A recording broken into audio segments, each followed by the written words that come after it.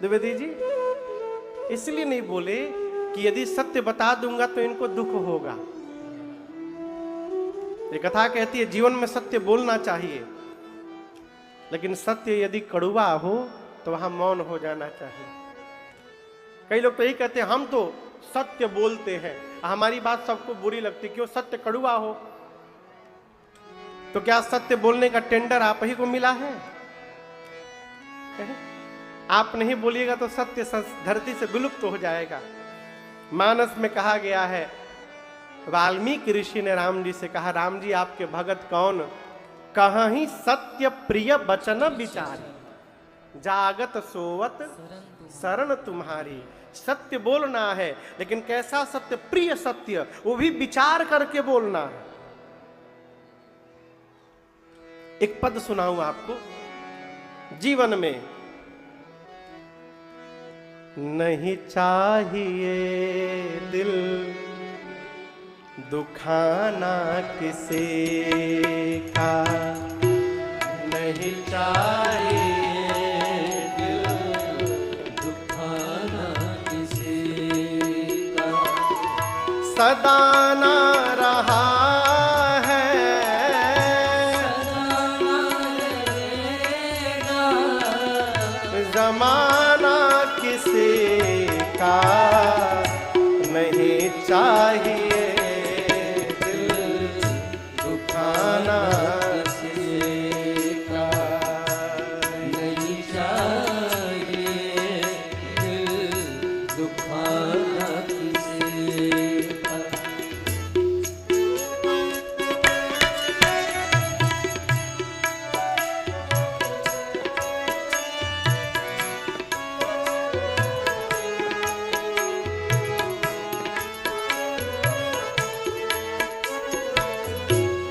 आएगा बुलावा तो जाना पड़ेगा, सिर तुझको आखिर झुकाना पड़ेगा। आएगा बुलावा तो जाना पड़ेगा, सिर तुझको झुकाना पड़ेगा।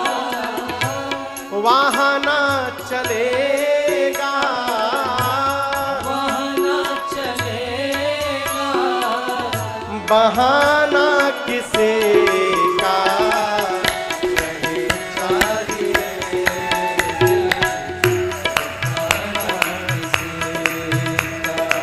का नहीं चाहिए।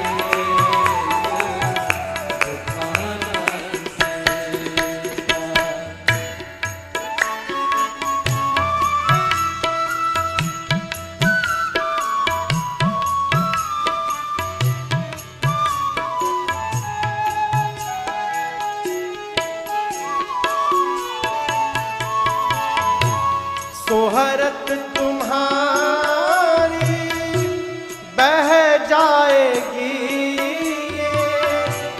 दौलत यहीं पर रह जाएगी। सोहरत तुम्हारी बह जाएगी, दौलत यहीं पर रह जाएगी। नहीं साथ जाता, नहीं साथ जाता, खजाना किसी का नहीं चाहिए, खाना किसी का नहीं चाहिए, खाना किसी का सदा ना रहा है खाना रहेगा, जमाना किसी का नहीं चाहिए, खाना किसी का नहीं चाहिए, खाना किसी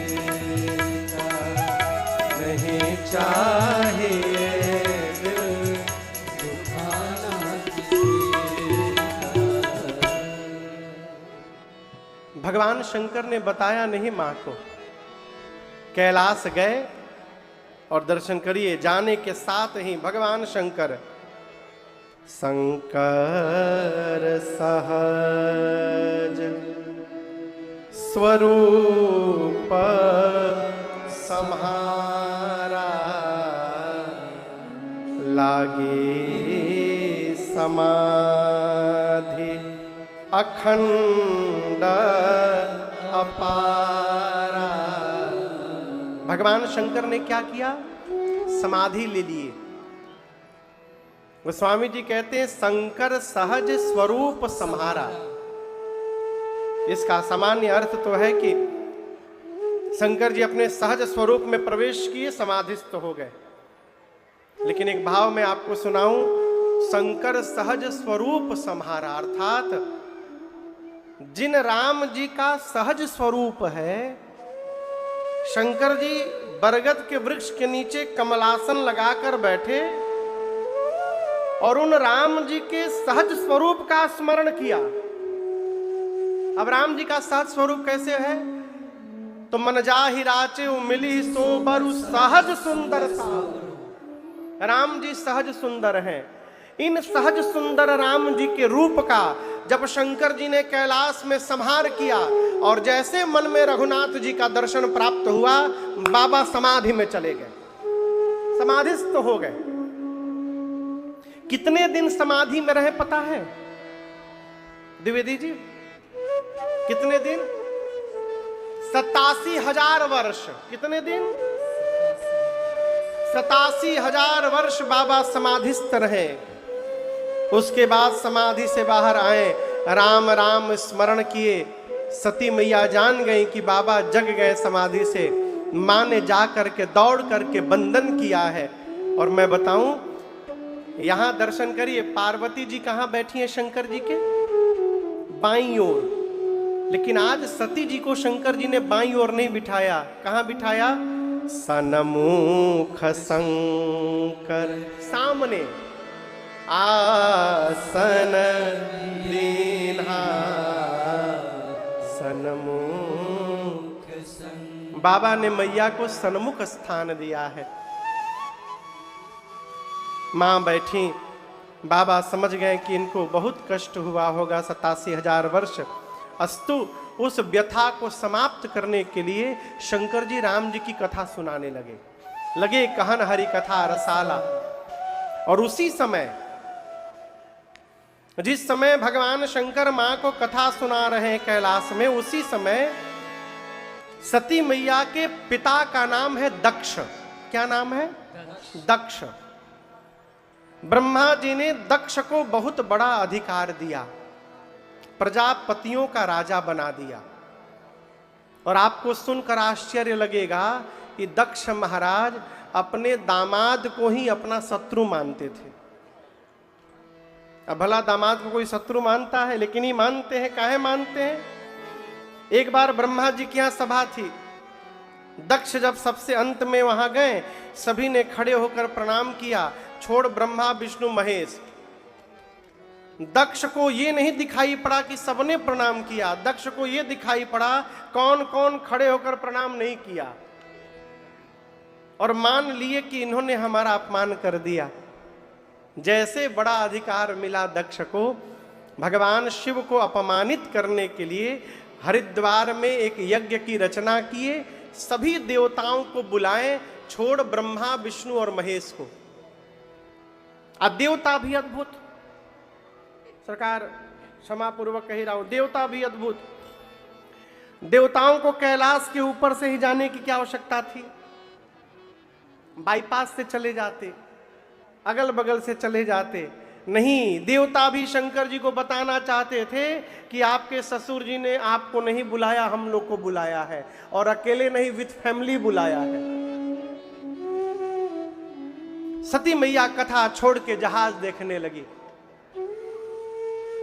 मां ने पूछा शंकर जी से, बाबा ये देवता कहां जा रहे हैं? बाबा ने कहा, आपके पिताजी यज्ञ कर रहे हैं, उसी में समस्त देवता भाग लेने जा रहे हैं। मां ने हाथ जोड़कर कहा, प्रभु पिता भवन उत्सव परमा जो प्रभु आयसु हो, तो मैं जाऊं कृपायतना सादर देखन सो। प्रभु, पिताजी के घर में उत्सव है, यदि आपकी आज्ञा हो जाए तो क्या मैं भी उत्सव देखने के लिए चली जाऊं? शंकर जी बोले, बात तो आपने अच्छी कही भवानी, लेकिन हम एक बात बोले, आपका जाना उचित नहीं होगा। क्यों? आपके पिताजी ने हम लोग को न्योता नहीं भेजा है। न्योता समझ रहे? न्योता यहाँ क्या बोलते हैं? न्योता ही बोलते हैं। यहाँ बुंदेलखंडी बोली जाती है, काय के लाने, काय के लाने। अच्छा अच्छा,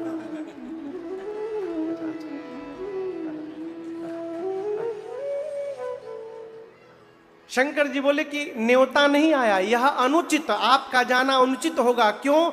नहीं नेवत पठावा। यद्यपि देवी 4 जगह बिना बुलाए जाना चाहिए, पिता के घर, मित्र के घर, सदगुरु के घर और स्वामी के घर। परंतु यदि अपमानित करने के लिए नहीं बुलाया गया है तो वहां जाने पर कल्याण नहीं होगा, मत जाइए। मां फिर नहीं मानी। अंत में शंकर भगवान अपने मुख्य गणों को दे करके और सती मैया को विदा किए हैं। जैसे बाबा ने विदा किया, मैया पिता के घर गई और गोस्वामी जी कहते हैं, पिता भवन जब गई भवानी, दक्ष त्रास काहू न सान। बुरा ना मानिएगा, 80 साल की बूढ़ी माई हो जाए, कमर में दर्द, घुटने में दर्द, लेकिन जैसे मैके जाने की बात आ जाए, सारा शरीर का दर्द गायब। वो न जाने कहां से बूस्टर मिलता है, भगवान जाने। कोई चिंता, कोई दर्द, कोई सब ठीक, अपने पैकिंग भी हो जाएगा, माई चली भी जाएगी। पिता के घर जाने की इतनी उत्साह रहता है मन में। सती मैया भी उसी उत्साह के साथ गईं, लेकिन आप सुनकर आश्चर्यचकित होंगे, किसी ने सती की ओर देखा तक नहीं घर में। दक्ष ने सबको त्रास दिया है, आ गई, और यदि किसी ने बात कर ली तो मुझसे बुरा कोई नहीं होगा। किसी ने देखा तक नहीं, छोड़ एक को। और वो एक कौन है जानते हैं? कौन है? मां। यही तो बात है साहब, पूरा जगत आपका त्याग कर सकता है, लेकिन आपको जन्म देने वाली मां आपका त्याग नहीं कर सकती है, किसी भी परिस्थिति में नहीं कर सकती। सती मैया की मां ने दौड़कर बेटी को हृदय से लगाया। सती जी से कुछ और भी लोग मिले, उनकी बहनें मिली, लेकिन गोस्वामी जी कहते हैं बहनें बहुत मुस्कुरा कर मिल रही हैं। बहनें कैसे मिली? मुस्कुरा कर नहीं, बहुत मुस्कुरा कर। भगिनी मिली बहुत मुस्काता। मुस्कुराना ठीक है, बहुत मुस्कुराना ठीक नहीं है। आपके घर में कोई आवे, आप बोलिए अरे बहुत सुंदर, स्वागतम स्वागतम, आइए आइए, ये तो अच्छी बात। लेकिन घर में कोई आए और आप बोले आप भी आ गए, बताइए ना, आप भी आ गए, इसका मतलब नहीं आना था, आप जबरदस्ती आए। ये व्यंग्यात्मक हंसी है। बहनें व्यंग पूर्वक हंस रही हैं। सती मैया को कोई फर्क नहीं पड़ा, मां मिल गई, सर्वस्व मिल गया। मां से अनुमति लेकर सती मैया ने यज्ञ मंडप की परिक्रमा लगाई, और परिक्रमा लगाते मां की दृष्टि गई, मंडप में सभी देवताओं का आह्वान हुआ है, छोड़ मेरे पति को। पिता के घर में पति का अपमान मां सती बर्दाश्त नहीं कर पाई। पूरा शरीर क्रोध की अग्नि में भड़क उठा मैया का। मां डपट पड़ी। मां ने कहा, हे देवगण, मुनिगण, ऋषिगण, इस सभा में बैठकर आप में से जिसने जिसने भी मेरे पति की निंदा की है, अथवा जिसने बैठकर कान से निंदा को श्रवण मात्र किया है, आप सबको दंड मिलेगा। मर्यादा कहती है जिस सभा में शंकर की, भगवान हरि की और संत की निंदा हो रही हो, उसी समय निंदा करने वाले की जिह्वा काट दो, और यदि शक्ति नहीं है तो कान बंद करके सभा से दूर चले जाओ। मेरे पति केवल मेरे पति नहीं है, शंकर जगत के पिता हैं, और आज इस मंदमती मेरे पिता ने मेरे पति का अपमान किया है। पूरी सभा सुन ले, आज के बाद मैं इसकी बेटी के रूप में जीवित नहीं रहूंगी। इतना कह के सती मैया ने दाहिने पांव के अंगुष्ठ से योगाग्नि को प्रज्वलित कराकर और मां ने अपने आप को जला करके भस्म कर दिया। अस कही जोग अग्नि तन जारा, भयं सकल मख हाहाकारा। हाहाकार मच गया। नारद जी जाकर भगवान शंकर को बताएं, बाबा क्रोध में आए, अपनी जटा से केश निकालकर धरती पर पटके वीरभद्र प्रकट हुए। वीरभद्र को कुपित करके बाबा ने भेजा है, आए।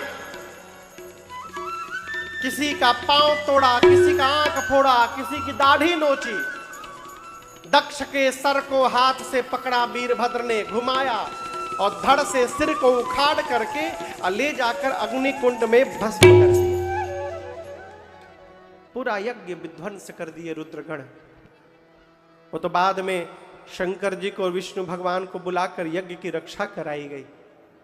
और आपको बताऊं, सती मैया ठीक मरने से पहले, सती मरत हरि सन बर मांगा, सती मरत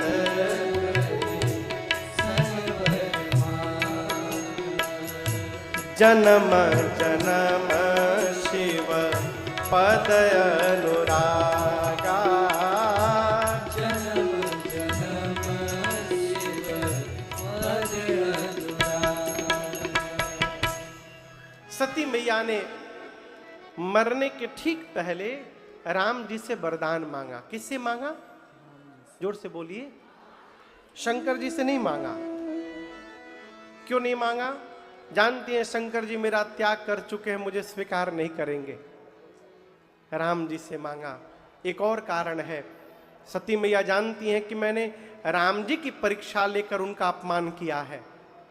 जब तक राम जी मुझे क्षमा नहीं करेंगे तब तक बाबा मुझे क्षमा करने वाले नहीं है।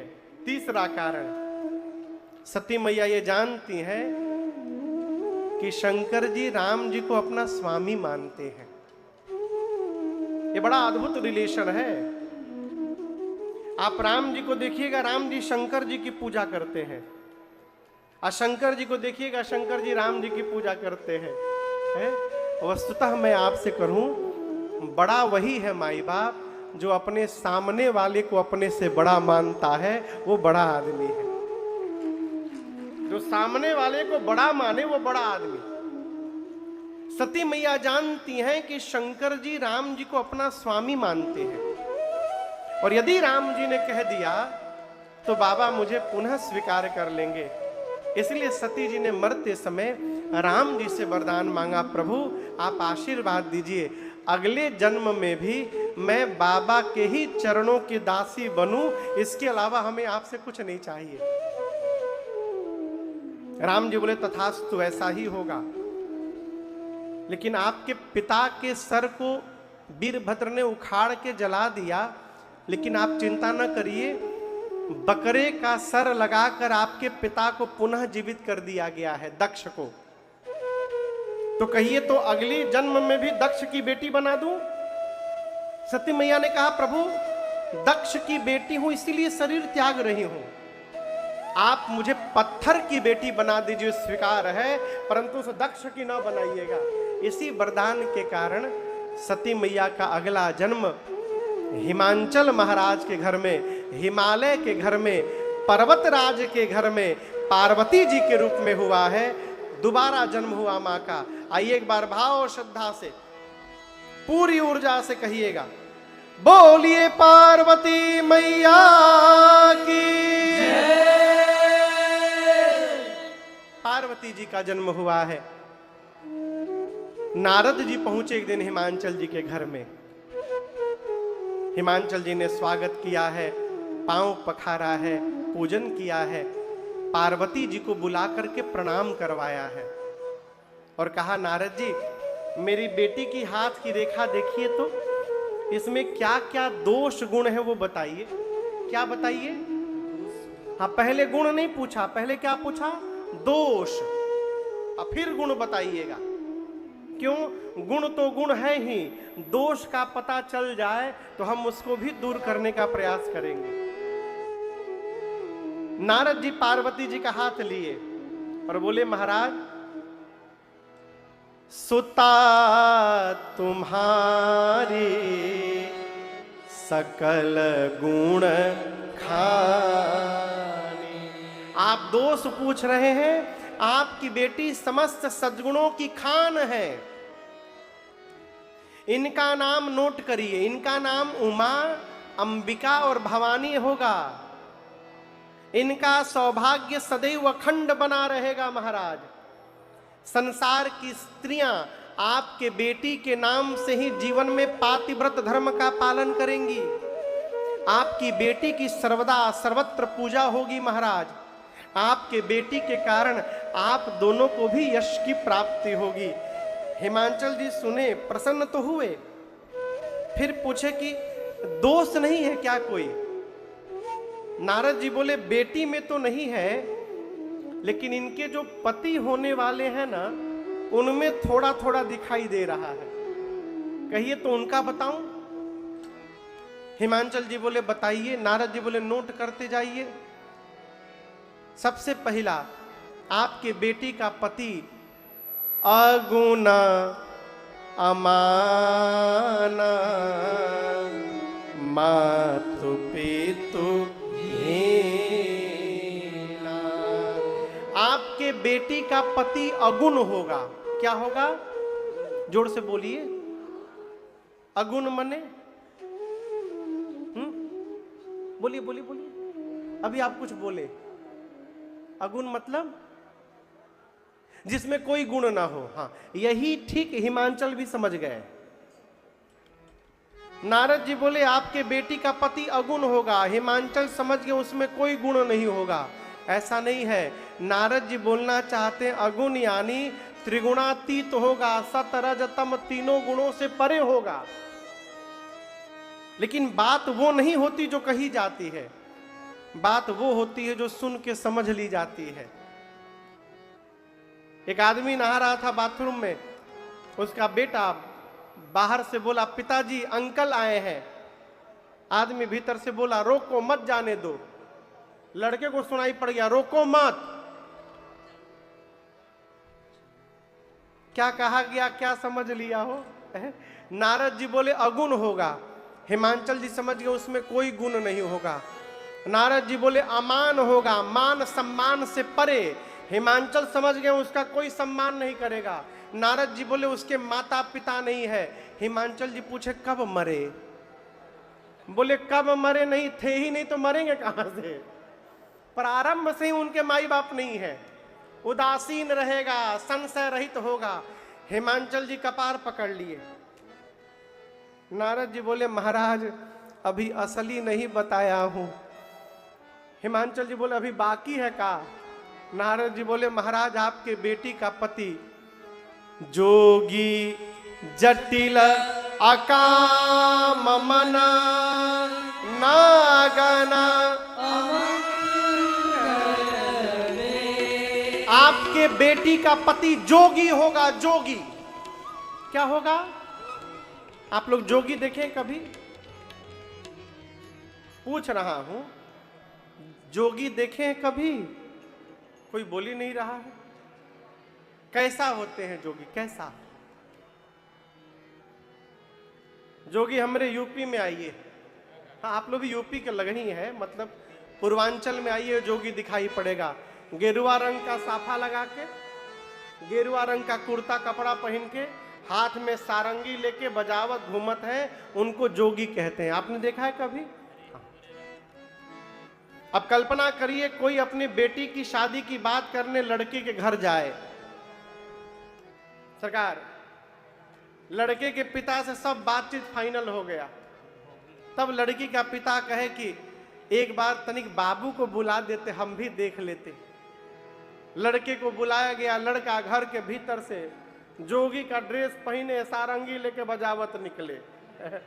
अब आप बताइए लड़की का पिता शादी की बात करेगा कि भागेगा वहां से? नारद जी बोले आपके बेटी का पति जोगी है, उसकी विशाल जटाएं हैं, जोगी जटिल अकाम मन निष्काम भाव में रहने वाला है। हिमांचल जी बोले अब बस करिए, अब बर्दाश्त नहीं हो रहा है। नारद जी बोले असली अब भी नहीं बताया हूं। नारद जी बोले अब क्या बचा है? हिमांचल जी से नारद जी बोले आपके बेटी का पति महाराज नंगा रहता है, नंगा कुछ नहीं पहनता है, नंगा नग्न अमंगल वेश बनाकर घूमता है। हिमांचल जी बोले क्या बोल रहे हैं आप? नारद जी बोले हम नहीं बोल रहे हैं, अस स्वामी यही कह मिली ही परिहस्त असिरेक। इसकी हाथ की रेखाएं बता रही हैं इनको ऐसा ही पति प्राप्त होगा। हिमांचल जी तो रोने लगे, पार्वती जी भी रोने लगी, लेकिन पार्वती मैया प्रसन्नता में रो रही हैं। नारद जी जो जो लक्षण बता रहे हैं सब हमारे भोले भंडारी में मिलते हैं। लगता है राम जी से जो वरदान मांगा था राम जी ने मुझे दे दिया। मां प्रसन्न होकर रो रही है। हिमांचल जी 5 मिनट रोने के बाद नारद जी को बोले बगल के कमरे में आइएगा आप। किनारे ले गए, ले जाकर बोले Narad ji do you have any option? क्या आपके पास कोई दूसरा उपाय है? नारद जी बोले किस बात के लिए? हिमांचल जी बोले दूल्हा चेंज कर दीजिए, दूल्हा बदल दीजिए। जो पूजा बताइएगा हम पूजा करने को तैयार हैं, जब बोलिए जब करा देंगे। सीताराम लेन देन यदि कुछ हो तो भी बताइए, किसी भी तरह दूल्हा बदल दीजिए। नारद जी बोले इम्पॉसिबल। अरे कह मुनि सहिमवंत सुनु जो विधि लिखा लीला, देव दनुज नर नाग मुनि को न मेरे पिता ब्रह्मा जी ने आपकी बिटिया की ललाट पर जो रेखाएं खींच दी हैं कोई मिटा नहीं सकता इसको महाराज। दूल्हा तो यही मिलेगा। लेकिन मैं एक बात बताऊं आपको, जो जो मैंने दूल्हे का लक्षण बताया है आपको, मेरे अनुमान से ये सारे के सारे लक्षण केवल और केवल भगवान शिव में विद्यमान है, केवल उन्हीं में मिलेंगे। और यदि शंकर जी से आपकी बेटी का विवाह हो गया तो महाराज आपकी बिटिया का कल्याण हो जाएगा। हिमांचल जी बोले कैसे विवाह होगा? नारद जी बोले उसी लिए मैं आया हूं। जो तप करे कुमारी तुम्हारे, भावे उमेट सकहे जो तप करे कुमारी तुम्हारे, भावे उमेट सकहे त्रिपुरारी।